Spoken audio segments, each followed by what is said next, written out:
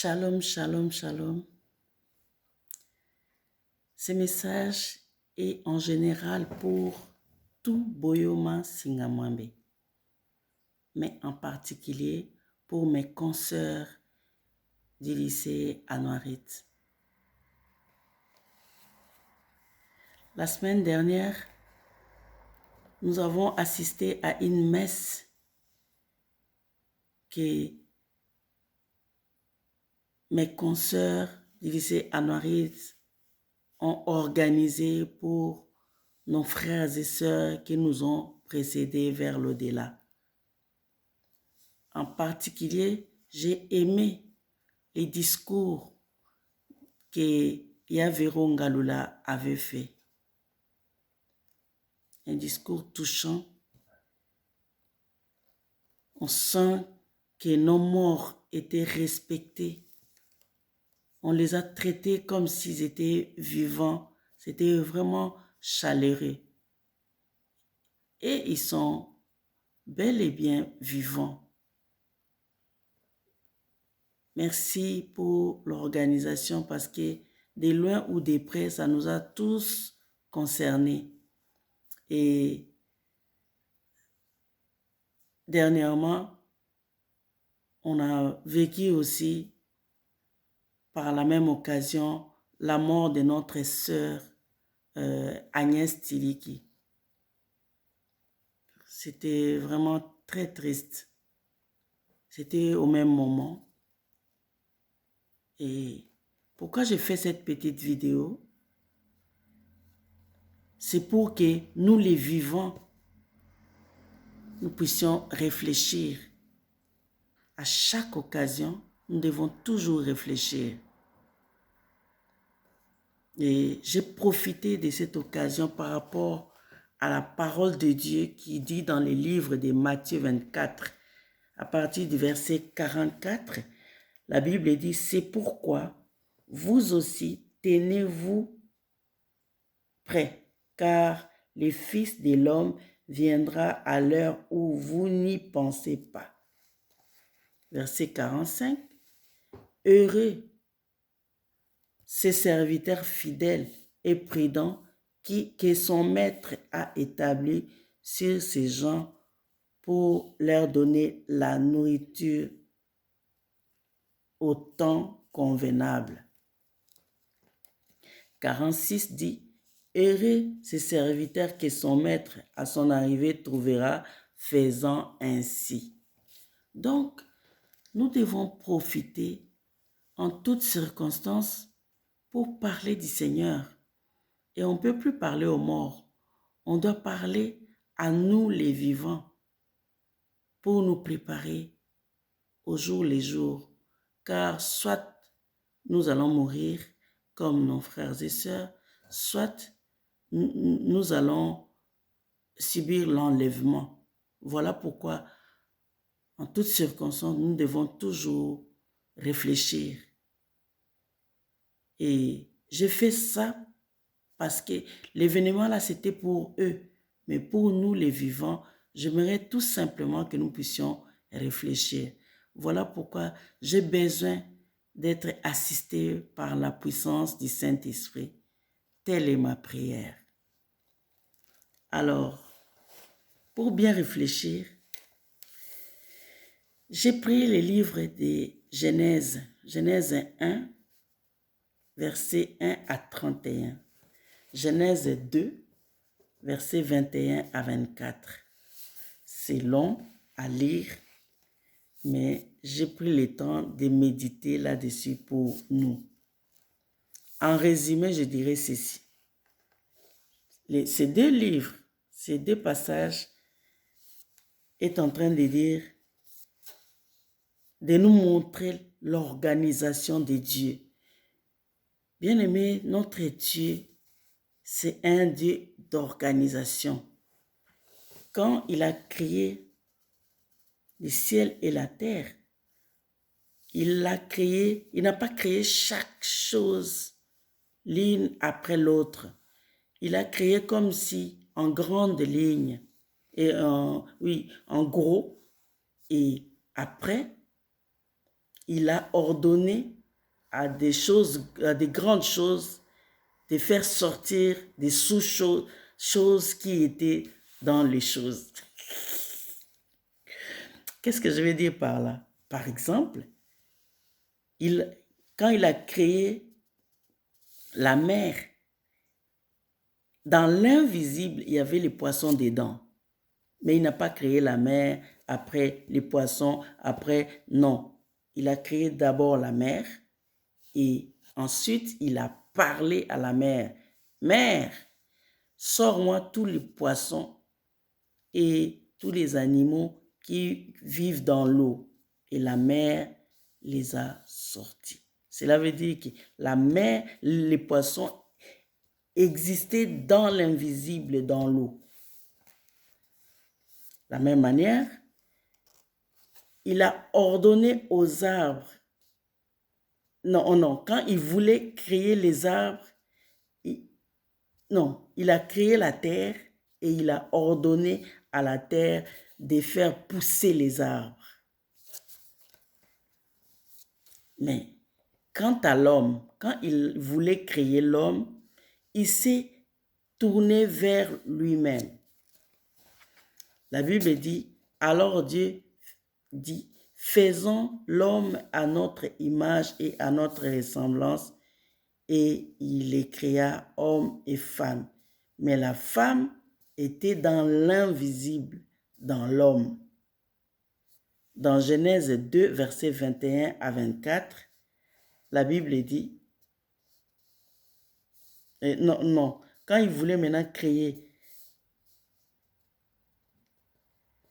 la femme,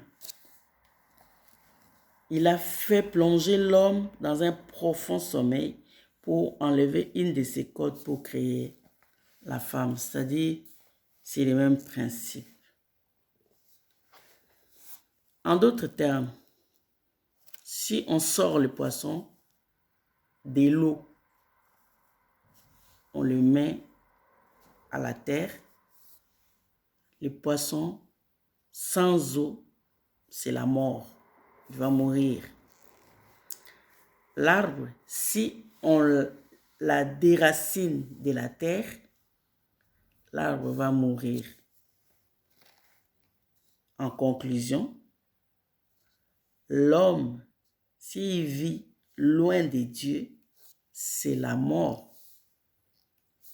Pour ce qui concerne l'homme et la femme, le fait de tirer la femme de l'homme, voilà pourquoi il n'est pas bon que l'homme soit seul. Quand on dit l'homme, cela veut dire entre guillemets l'homme et la femme. Ça peut être l'homme, s'il est seul, c'est pas bon. La femme, si elle est seule, c'est pas bon. C'est la mort, parce que le célibat amène la maladie, amène le sida, la mort, la prostitution, beaucoup de choses. Donc, il n'est pas bon que l'homme soit seul. L'homme, la femme dans l'homme, ainsi de suite. Donc, c'était ça, une petite réflexion.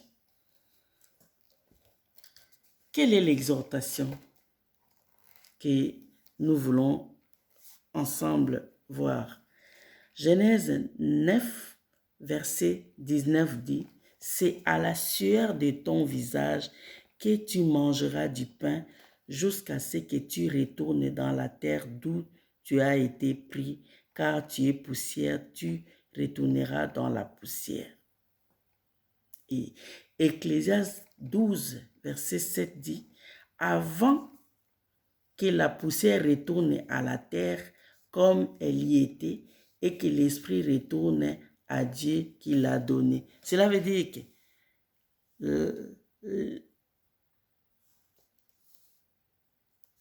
le corps retourne à la terre, l'esprit va chez Dieu qui l'a donné.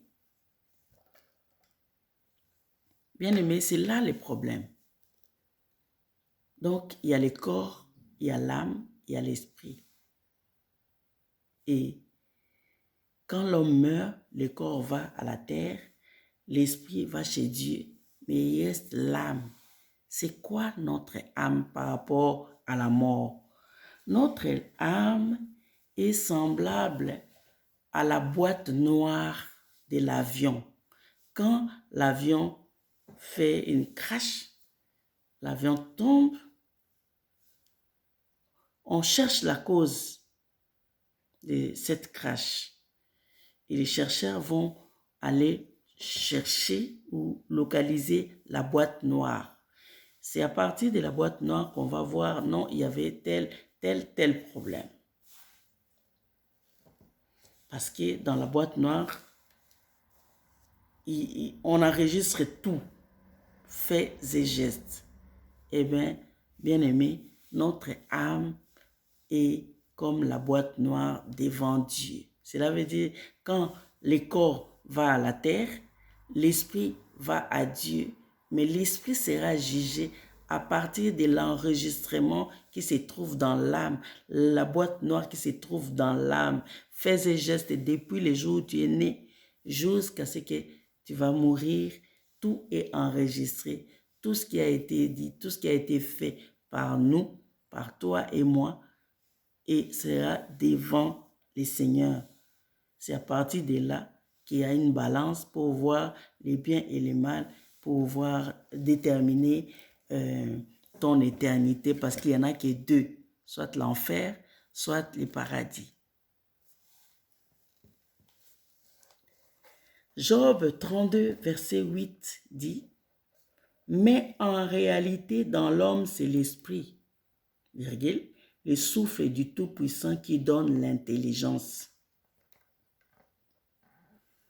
Mais bien aimé, en réalité, dans l'homme, c'est l'esprit, mais nous donnons beaucoup d'importance au corps. La Bible dit, en réalité, dans l'homme, c'est l'esprit. On ne dit pas, mais on vit comme si, en réalité, dans l'homme, c'est le corps. Or, l'âme a besoin d'être corrigée, d'être, en tout cas, d'avoir des bonnes informations pour avoir des bons enregistrements et se présenter devant Dieu pour que notre esprit soit sauvé.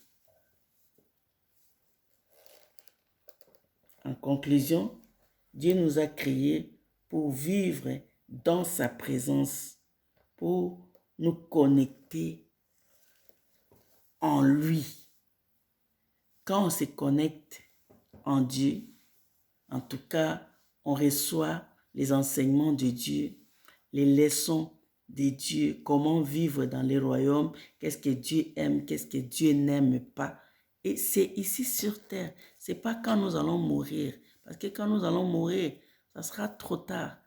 Il ne faut pas que l'histoire des pauvres Lazare et des riches, vraiment que nous puissions les subir, arriver là-bas, dans la souffrance, dans le feu, en enfer, que nous puissions supplier Dieu ou les anges, que nous puissions retourner pour venir prêcher nos frères et sœurs qui sont restés, de ne pas faire comme nous autres. C'est le moment, bien aimé, de réfléchir quand nos frères et sœurs nous ont quittés, de se dire, ah, si j'étais à leur place, en ce moment-ci, je serais où?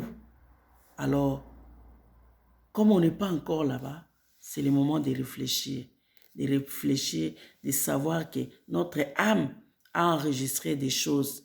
Bien aimé, qu'est-ce que toi, ton âme a enregistré? Il y a des choses que nous disons dans le cœur, que nous n'aimerons pas, que ça puisse faire entendre, que les autres puissent écouter. Par exemple, tu peux voir que, en tout cas, ce monsieur-là est vilain. Tu te dis dans ton cœur, c'est un péché. Ou bien, mais la personne, dès qu'il s'approche, tu dis, mbote, ça on est bien. Tu peux même lui faire un bisou que tu ne penses pas. C'est pas bon. C'est pas bon. Et très souvent, on ne fait pas exprès. On est né dans le péché. On vit avec.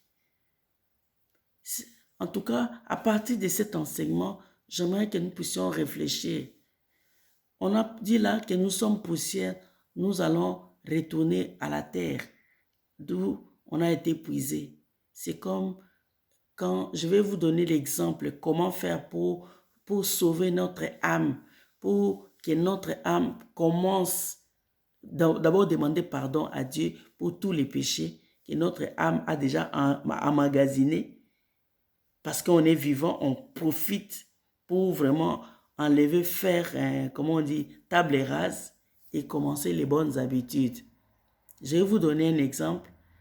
Je me souviens, à Ken, j'étais enceinte. J'avais tellement envie de manger les mabélés. Tokoke.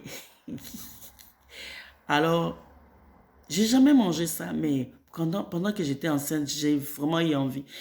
Dès que j'ai fait les marchés, j'achète vraiment un gros paquet. Je mange, je fais des achats, je mange, je mange, je mange. Je termine en faisant les courses, mais je prends maintenant une bonne quantité pour la maison, pour la semaine. Mais ce jour-là, j'ai rencontré une dame qui m'a regardé en train de manger et acheter d'autres. Cette dame m'a dit, ma soeur, tu sais que manger les mabélés, c'est pas bon. C'est pas bon pour nous. Parce que nous, on est des humains. La Bible dit, on est poussière, on retournera poussière. Cela veut dire que tu es en train de manger la poussière, tu es en train de te manger toi-même. Tu manges les hommes. C'est une sorte de sorcellerie. Je ne veux pas vous faire peur, mais je veux seulement qu'on réfléchisse. C'est une autre sorte de sorcellerie. Il ne faut pas manger. Il ne faut pas manger les mabélés. C'est comme si tu mangeais ta propre chair ou bien la chair d'autrui. C'est la sorcellerie, c'est pas bien. Alors j'étais là. J'ai dit, mais j'ai envie parce que je suis enceinte. Il m'a dit, non, tu peux manger autre chose. Tu peux manger les arachides. Mais j'ai dit, mais si j'ai envie, je fais comment? J'ai dit, je mange l'arachide. Il m'a dit, je vais te donner une astuce. Dès que tu as envie de manger les mabélés, avant de vous dire ça, il m'a dit, c'est la nourriture du serpent. Parce que quand Dieu a puni Adam, Ève et les serpents, il a dit que la poussière, donc les serpents, sa nourriture, c'est la poussière. C'est-à-dire, toi, tu es humain, tu commences à manger la nourriture du serpent. Tu partages la même table que les serpents. C'est pas bon. Ça, c'est un message pour les gens qui mangent les mabélés. Mais c'est pour nous l'exercice. Et la dame m'a dit, les jours prochainement, si tu as envie de manger les mabélés, les tokoké, il faut dire à l'envie là. L'envie là se trouve dans ton âme. Tu dis à l'envie, sors, viens acheter, mange, moi je t'attends. La dame me pose la question, tu crois que l'envie là va sortir ou bien ton cœur va sortir pour venir acheter et manger et retourner? C'est là où tu vas attraper les diables. Alors, cet exercice-là, j'ai commencé à faire ça avec beaucoup de choses. Bien aimé, très souvent, on parle avec nous-mêmes plus qu'avec tout le monde. Tu regardes seulement quelqu'un, tu te dis, na bambata imbata, pour rien.